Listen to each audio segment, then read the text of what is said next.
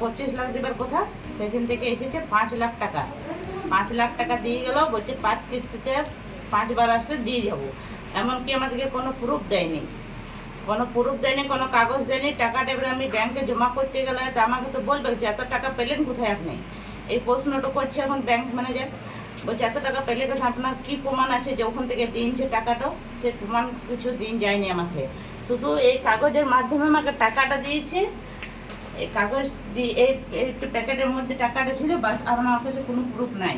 মানে এই খামে নগদ পয়সা দিয়েছে? নগদ পয়সা দিয়েছে হাতে। কত দিয়েছে নগদ? নগদ 5 লাখ।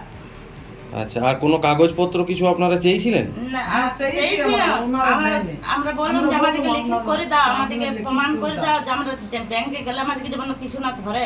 তো ওনারা বললে কিছু ধরার দরকার নেই, কিছু লিখিত করে দিব না। লিখিত করে দেয়নি আমাদেরকে। আমরা চাইছি যে আমাদেরকে কোনো প্রুফ দেওয়া হোক, আর এরকম হাতে আমরা ক্যাশ টাকা দেবো না। আমরা চাইছি ব্যাংকের অ্যাকাউন্টে ঢুকুক, না চেক দেবো। কোথাকার পুলিশ এসেছিল? এই কি লোকাল পুলিশ কেউ এসেছিল? লোকাল পুলিশ কেউ আসেনি, সব ওখানকার পুলিশ এসেছিল, ইউপির পুলিশ ছিল সব। আচ্ছা, কজন ছিল ওরা? ওরা 4 জন ছিল, 3 জন পুলিশ ড্রেস ছিল, একজন এরকম সিভিল ড্রেস ছিল। ওরা লিখলো যে 5 লাখ টাকা দিচ্ছি, আমাকে সাইন করাইলো। আমার বৃদ্ধ শ্বশুরকে টিপনি দিয়ে এলো, ওনারা সাইন জানে না, তার টিপনি দিয়ে করাইলো। হঠাৎই চলে এসছে ওরা। ধানবাদ ফিরে যাওয়ার পর আমার ভাইকে ফোন করে যে আমরা আসছি, যা সরকার দিচ্ছে আমরা সেটা নিয়ে আসছি, বলে নেই যে টাকা আনছি। টাকার গল্প ওরা কিছু বলে নেই। তা আমরা ভাবলাম ডেথ সার্টিফিকেট আনবে। ওনারা যখন এত দূর থেকে আসছে তখন ডেথ সার্টিফিকেট আনা উচিত ছিল, সেটাই তো আনে নেই। যেটা আমার দরকার খুবই, এখন ছেলে মেয়েদের ভবিষ্যতের ব্যাপার আছে, যে ডেথ সার্টিফিকেট না হলে এখন কোনো কাজে এগোবে না।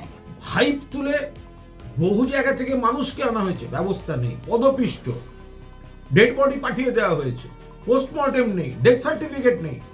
এখন দেখা যাচ্ছে তার রেস্টটাও চলছে, অর্থাৎ ক্ষতিপূরণ দেবে বলে তাতেও মৃতের পরিবাররা বিপদে পড়ছেন। আবার সেই টাকা মানে তারা পাবেন কি পাবেন না, ফেরত নিতে হচ্ছে, তারা কিভাবে দেখাবেন, ডকুমেন্টেশনের প্রবলেম।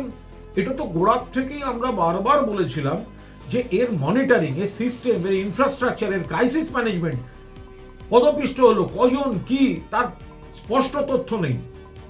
প্রধানমন্ত্রী লোকসভায় এত বড় বড় বিবৃতি দিলেন, এই পদপিষ্ট হওয়া নিয়ে একটি শব্দ বললেন না। এবার তাদের যে ডেড বডি, তার পোস্টমর্টেম করেনি, তার ডেথ সার্টিফিকেট দেয়নি, এখন ক্ষতিপূরণের টাকা দেবে বলে ঘোষণা করে সেটা দিতে গিয়ে আর এক বিপত্তি তৈরি হচ্ছে।